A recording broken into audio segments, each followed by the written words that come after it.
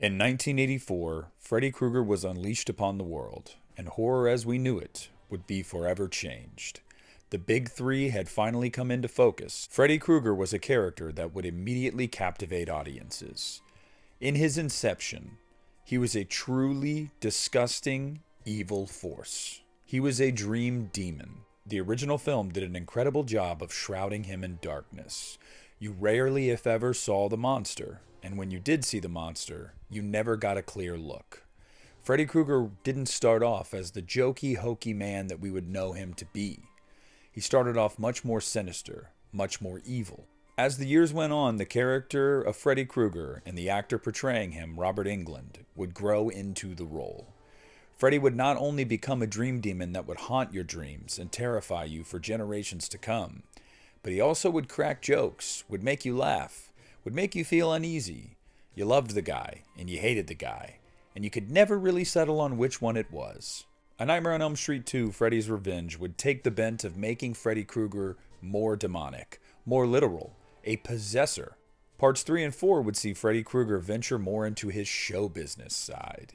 He was still terrifying, but this is when he'd get off the occasional joke. He had a flair for the dramatic, and he would endear audiences with that in the late 80s. The Dream Child would try to walk a fine line between the two, but the tone of the film and the tone of Freddy Krueger were almost diametrically opposed. Freddy's Dead would make Freddy Krueger truly a Looney Tunes character. He was over the top, all he did was joke, and he was not meant to be taken seriously at that point. 6 movies in, we had run the gambit of Freddy Krueger. So if you're going to bring him back, how do you do it? How do you reintroduce him to a new audience and try to make him scary again?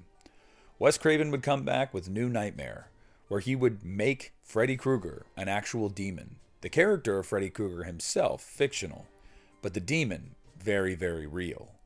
And much like the first movie, this film would keep that monster shrouded in darkness. You got very few glimpses, and when you did, you knew he meant business. Freddy vs. Jason would see Freddy go back to what we knew and loved from the mid-sequels. He was fun, he was jokey, but he also had his sinister side that he could tap into at any time and truly chill you to the bone. When the remake craze began in the 2000s, it wouldn't be long before Freddy Krueger would get the remake treatment himself. And while the movie was panned by critics and fans alike, it made over $100 million, and it was absolutely a success. This seemed like it was going to be a new jumping off point for Freddy Krueger. We were going to get a rebooted franchise out of an old one. But alas, that would never happen. And for a lot of fans, that's probably what they wanted. They didn't care for the remake. See, you were already up against it when you were recasting Robert Englund. Now, in fairness to the filmmakers, they had to. If you were going to remake a classic character and you wanted to start off an entirely new series, well, you'd have to cast somebody younger. Somebody that you could see coming back for 4, 5, 6 films. So in came Jackie Earle Haley. And although some of the script and the CGI didn't do him any favors, Jackie did a very commendable job with what he was given. But it wasn't the same. And it left a lot of audiences wondering, could we do a Nightmare on Elm Street without Robert Englund? And still here to this day in 2024, we're asking the same question. So where exactly is Freddy Krueger? Why have we yet to see another A Nightmare on Elm Street film? These are questions I've found myself asking many, many times over the last few years. You see, all 3 of the big 3 horror remakes were massive successes financially, and you would think they would have all spawned brand new branches out of those franchises they were born out of. But it didn't happen for any of them. Only one of them even got a sequel, and that was Rob Zombie's Halloween. And it was over as quickly as it began. In recent years, we've seen horror franchises come back in a really big way. Halloween 2018 was a massive success, and is still to this day the highest grossing slasher movie of all time. The Scream franchise would come back with roaring success as well, and would spawn a brand new trilogy, making hundreds of millions of dollars. Chucky would find success on the small screen with his television series for a few years. Hellraiser would come back and be in the top 3 most streamed programs on Hulu week of release. We could go down the line of how many horror properties have come back and come back in a really big way. Yet here we are, still wondering where Freddy Krueger is and why we have yet to to even hear word of movement on the franchise. There's a few reasons for that. The first reason is a rights issue. Over the years, it has been widely talked about, though not as much so as the Friday the 13th fiasco, that A Nightmare on Elm Street's rights are tricky. See, after a few years, the rights would lapse back to the Craven estate. Wes Craven's family now owns the rights to A Nightmare on Elm Street, and if a new movie or new property at all is going to come out of the series, they have to approve it, they have to be directly involved. Any pitch you have has to go through them. And it's not for lack of trying. Famously, Elijah Wood had a pitch that he gave to the Craven estate that ended up going nowhere. Mike Flanagan, arguably the greatest horror filmmaker around today, had a pitch. Now, I don't know if he ever met with them, but he publicly talked about wanting to no avail. Warner Brothers, or New Line Cinema, still owns the rights to everything Freddy Krueger that has come before. Internationally, the rights are split up. It is really, truly, a mess of a situation. But a mess that could be resolved.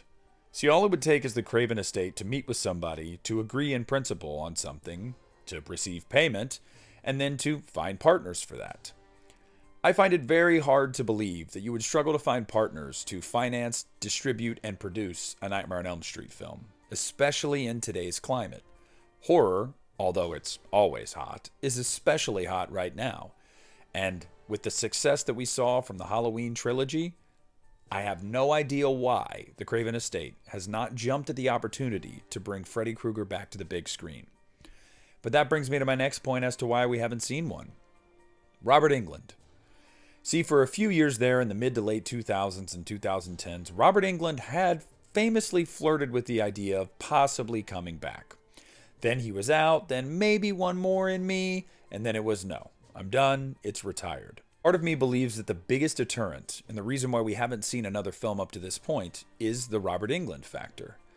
See, they tried it once with Jackie Earle Haley, and it didn't get great results. I feel they may be fearful.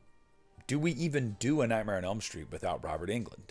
And now that he no longer wants to do it, and he's in his advanced age anyway, do we just leave the franchise dormant? Have we said all we had to say, and that's that? I genuinely think that people don't talk enough about the possibility that the Robert Englund dilemma may be the biggest roadblock in why we haven't seen a new Nightmare on Elm Street film. We could go down the list of reasons as to why a new film has not come out yet. And believe me, I have touched base with multiple sources over the years asking if there's any movement. The most I had ever heard was that the Craven estate was taking pitches. That was it. There has been no more than a whisper up to this point on the future of the franchise. So, with those reasons being stated, and the reality that we are currently faced with, I want to say one thing. It's time. It's time for Freddy Krueger to come back. It's time for A Nightmare on Elm Street to come back. It has long been time for this franchise to come back. Now, I know for some fans, you're going to hear this and you're immediately going to recoil. And you're going to say, no Robert, no Nightmare. They tried it with the remake. I'm not interested. I tend to not think close-minded about it like that. Simply just because we have seen over the years that iconic characters can be recast to good results. It is absolutely possible. If you swing and miss one time and just give up after that point, did you even really try? It's a very fair question to ask. A Nightmare on Elm Street shouldn't die because of the Robert Englund dilemma. We should give somebody a chance to bring Freddy back for generations to come. Look, the money is there. There's no doubt about that. Even the most skeptical of Nightmare fans, even the most ardent Robert Englund supporters, would go see a new Nightmare movie. Simply just to see it. Maybe just to hopefully bash the movie. Or maybe, just maybe deep down, they hope it actually could be decent. And it could breathe new life into a franchise that they have loved for so long. Because part of life is and always will be that things age out. Things die off. People die off. But ideas are forever. And the idea of the character of Freddy Krueger and A Nightmare on Elm Street and the world that it is dying off is just not a thing. It doesn't need to be a thing. Look no further than Bill Skarsgård donning the makeup as Pennywise the Clown in It. And whether you liked him more than Tim Curry or not, most people accepted him as Pennywise the Clown and really enjoyed his performance. Just because something was done well before doesn't mean it can't be done well again. No, you don't have to compare. No, you don't have to have the rat race of which one's better. No, it can simply just be a new generation, a new Freddy, a new iteration. We can all leave ourselves open to that possibility, and I think we should. A Nightmare on Elm Street has always been very near and dear to my heart. It's my second favorite horror franchise, and Freddy Krueger is my second favorite horror villain. And I would argue that Robert Englund as Freddy Krueger is the greatest horror villain ever. His portrayal of the character is something that I do not think will ever be topped. Yet here I am, not advocating for that, knowing full well that he's not going to be topped. Nor do I want him to be. Michael Myers came back in a big way. Friday the 13th has been trying to break back through over the last few years and apparently is very close to doing so. Yet Freddy Krueger, the man that ruled the 80s, MTV Freddy, the character you couldn't get away from, the character with a greatest hits album, the character with one of the most iconic horror scores ever, the character with one of the most iconic outfits ever, the character with one of the most iconic murder weapons ever. You mean to tell me that he doesn't have a place in today's time? You mean to tell me that it wouldn't be successful? You mean to tell me that it's not possible? It's just BS. It's absolutely untrue. New Line Cinema, Warner Brothers, Blumhouse, whoever's listening, whoever has tried and tried and tried for this, but mainly the Craven estate. It's time to bring Freddy Krueger back. It's time to give a new generation the opportunity to get scared of their dreams again. It's time to try to move forward, keeping the idea alive while honoring the legacy of what came before it. It's time to try. If it doesn't work, at least you tried. But if it does work, then you've got years ahead of you of lots of money, happy fans, and an entirely different horror landscape. I really don't know what the holdup is at this point. I've given you my thoughts, what I think it could be and what I think it actually is. But even saying those things, I just don't think it's enough. I think at this point, we need to speak up. The chorus needs to get louder. We have a right to see what a great filmmaker and a great actor could bring to a new iteration of A Nightmare on Elm Street. So I hope this video finds somebody that can get the ball rolling on this. And if it doesn't, and it never happens, well, at least I can say that I tried.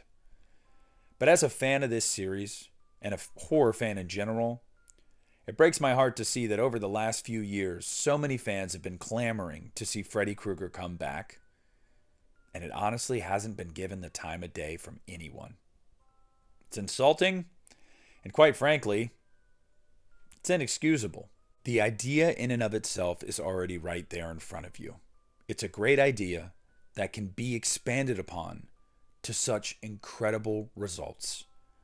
The franchise and the idea of the franchise, the possibilities are limitless. The money is there. The appetite is there. So I say, it is time to bring back Freddy Krueger and A Nightmare on Elm Street. Because if not now, when? I'd love nothing more than for an entirely new generation of filmgoers to never want to sleep again.